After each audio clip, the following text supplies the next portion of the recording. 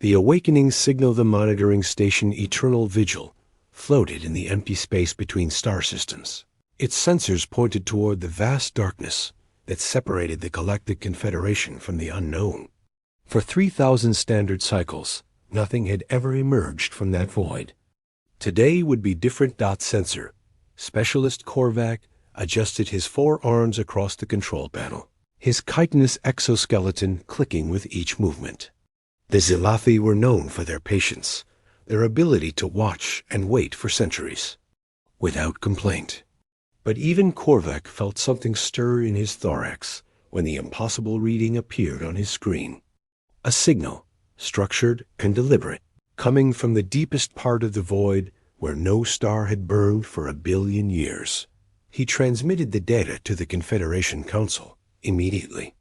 Within moments, representatives from all 12 member species were assembling in virtual space, their avatars materializing in the grand chamber that existed only in their shared consciousness. The Etherian Counselor Vox manifested first, her gaseous form swirling with colors that indicated deep skepticism.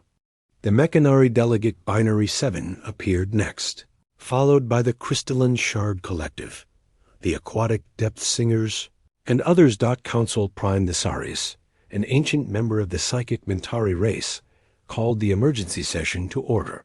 His thoughts rippled through the assembly like waves on water. Korvac has detected something unprecedented. A signal from the void. Not random cosmic noise, but a deliberate transmission using mathematics as its foundation. The Etherian Counselor's form darkened with doubt. A void has been mapped and scanned for millennia.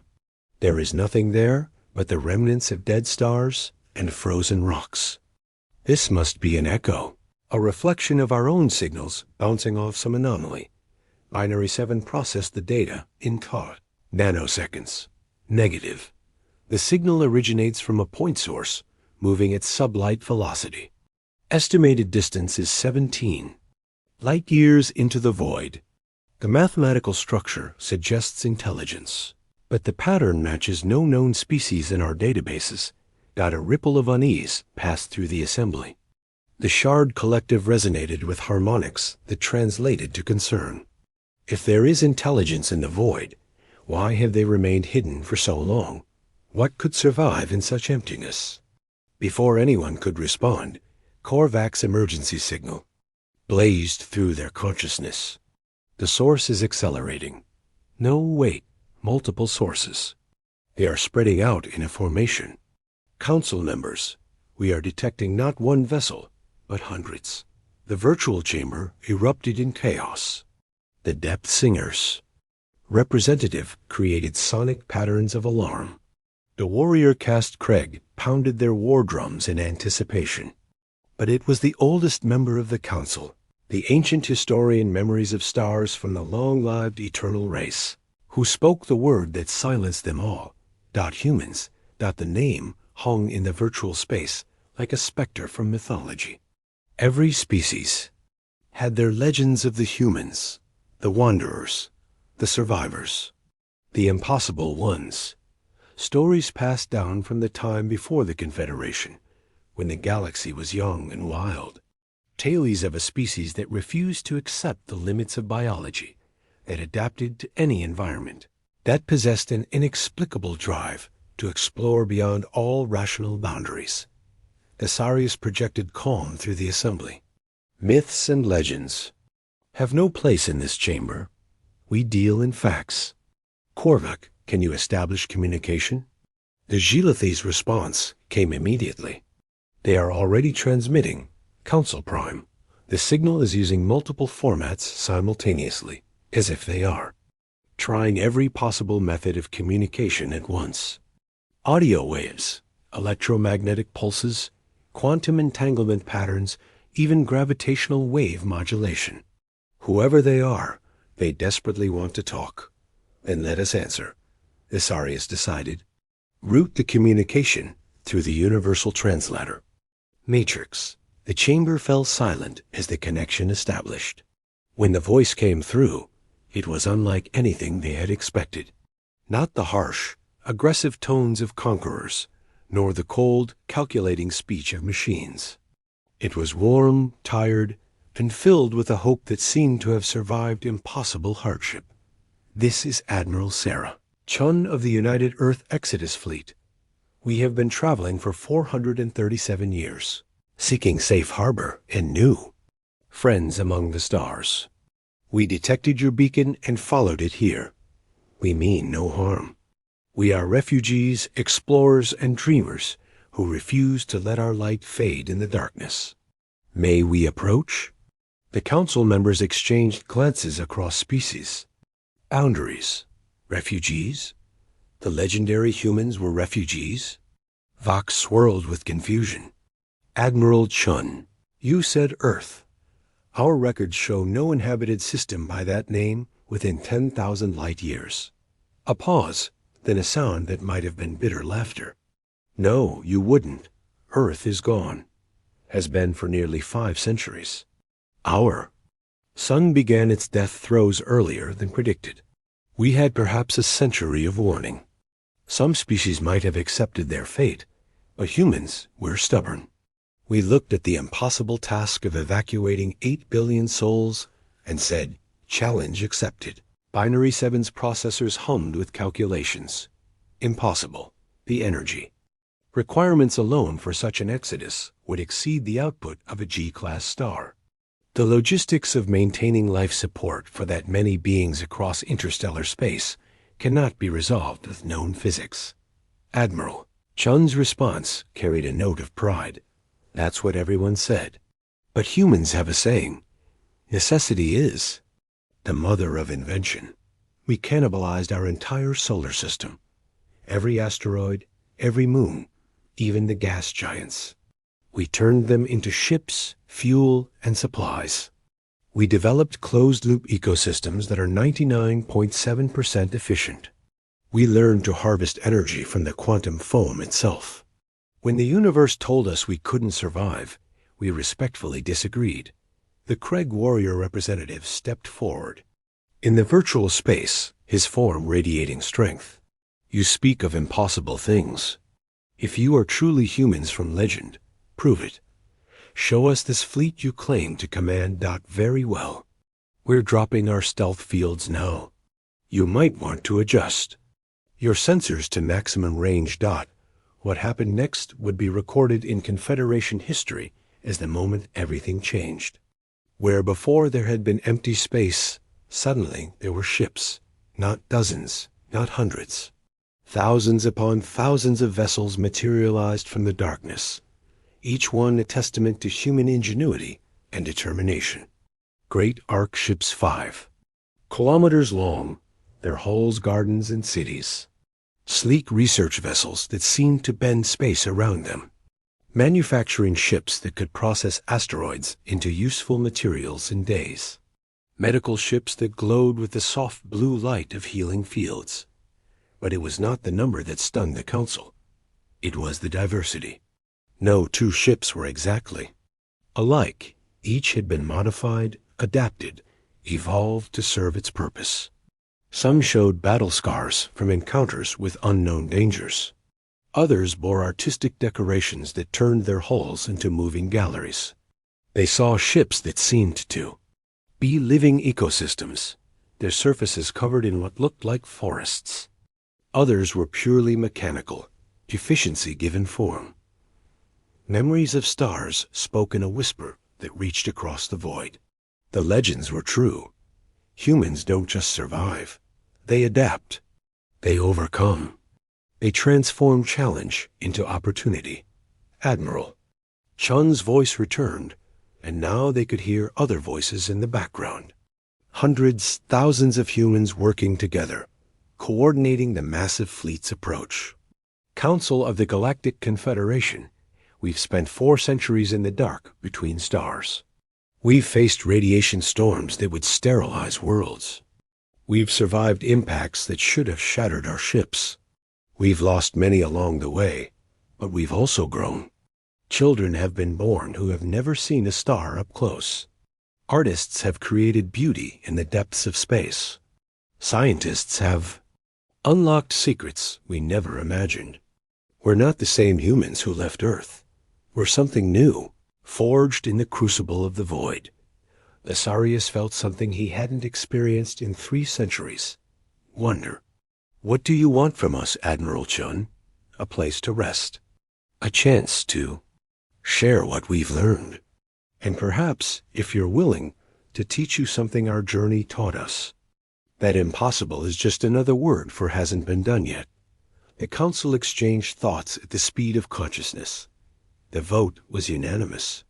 Welcome to Confederation space, humans. We have much to discuss. As the human fleet began its approach, each ship signaling its peaceful intentions, with running lights that painted the darkness in colors of hope, Korvac made a note in his log. First contact with humanity. They're nothing like the legend suggested. There's something more. Asterisk. The Impossible Alliance. 3 days had passed since the human fleet's arrival at Gateway Station, the Confederation's largest diplomatic facility. The station, designed to accommodate 12 different species with vastly different environmental needs, had never faced a challenge like this. Humans, it turned out, didn't just adapt to environments.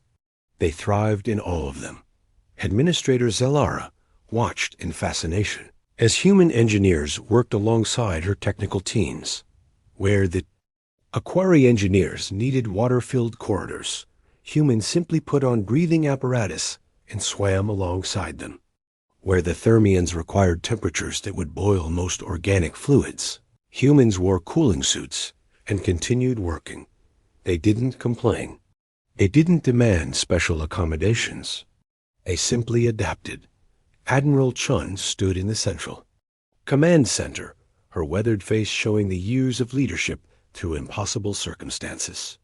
Beside her stood her senior staff, Commander Yuki Tanaka, whose expertise in xenobiology had kept the fleet healthy through unknown diseases. Chief Engineer Marcus Thompson, whose innovations had literally held ships together with little more than ingenuity and determination. And Cultural Liaison Dr. Amara Okonkwo, who had preserved humanity's diverse heritage through the long, dark journey. The Sarius materialized before them, his psychic presence careful not to overwhelm the humans. Mental defenses. Your people continue to surprise us, Admiral. Yesterday, we observed one of your crews repairing a quantum drive using techniques our best scientists say should not work. Chun smiled, an expression that the universal translator struggled to convey to the non-human council members.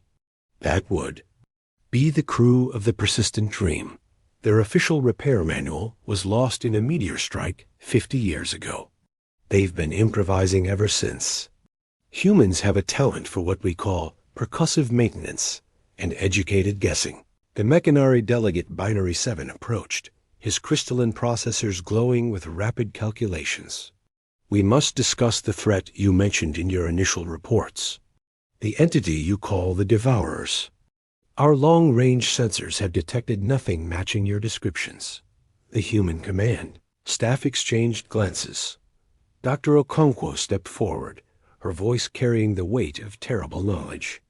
The devourers don't register on conventional sensors because they exist partially outside normal spacetime. They consume energy at a quantum level, unmaking matter itself. Earth's sun didn't die naturally. It was being consumed. The council chamber fell silent. The implications were staggering. Vox's gaseous form churned with agitation. If such entities exist, why have we never encountered them? Because you've never been desperate enough to look where they hide, Commander Tanaka answered. The void between galaxies isn't empty. It's where things go that can't exist in normal space. Our long journey taught us to see what others miss. The devourers are drawn to large concentrations of energy. Civilizations like yours are beacons to them. Binary 7's processors nearly overloaded. You're saying our entire Confederation is in danger? Chief Engineer Thompson activated a holographic display showing complex calculations and field readings. Not immediately. The devourers move slowly through normal space. Based on our models, you have perhaps 200 years before. They detect your energy signatures. But yes, they will come. The Craig warrior representative slammed his war staff against the floor. Then we must prepare for war. Rally all our forces. Admiral Chun raised a hand. With respect, that's exactly the wrong response. You can't fight the devourers with conventional weapons. Energy beams feed them. Kinetic weapons pass through them. Nuclear weapons make them stronger. The only defense is to become invisible to them. Memories of stars drifted forward, as ancient forms shimmering. With curiosity, yet you survived. How? We learned to hide our energy signatures, Chun explained. Every ship in our fleet can reduce its quantum footprint to almost nothing. We developed technology that masks the life energy of billions. It took us centuries to perfect, and we lost many ships learning what didn't work. But we survived, Asarius. Understood immediately.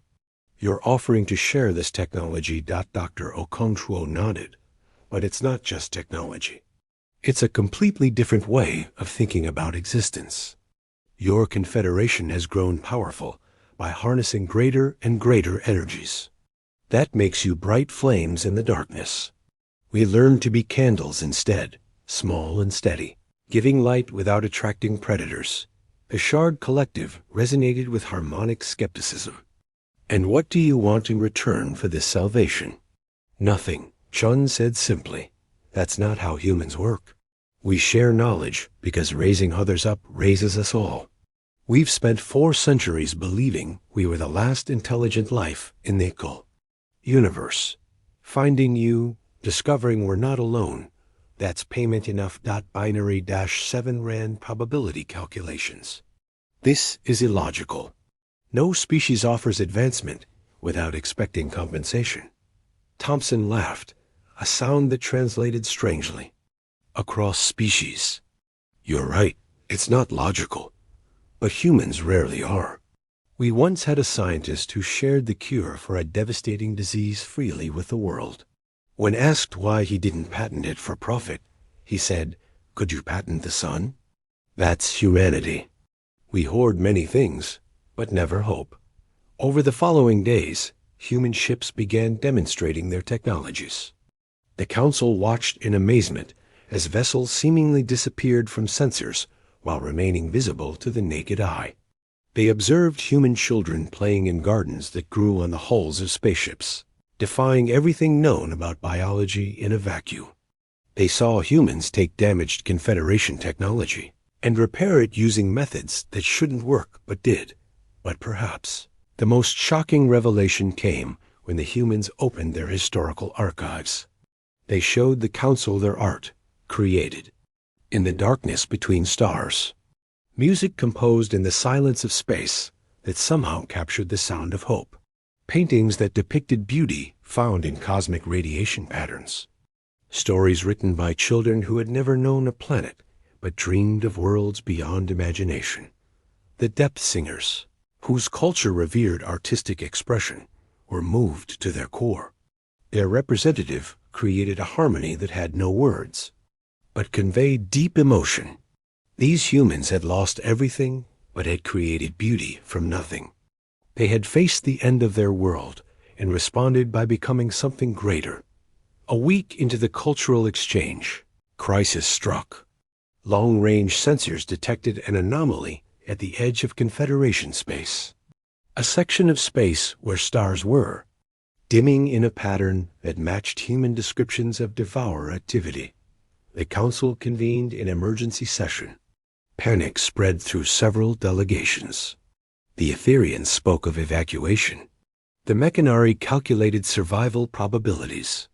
The Craig demanded immediate military action. Admiral Chun stood before them, calm in the face of catastrophe. Stop. This is exactly how civilizations fall to the devourers. Fear makes you burn brighter, makes you more visible to them. If you want to survive, you need to trust us. Trust humans? Vox swirled with uncertainty. A species we've known for mere days? Commander Tonica stepped forward. You have two choices. Trust the species that survived the devourers, or face them with strategies that we know don't work. We're not asking for blind faith. Let us show you.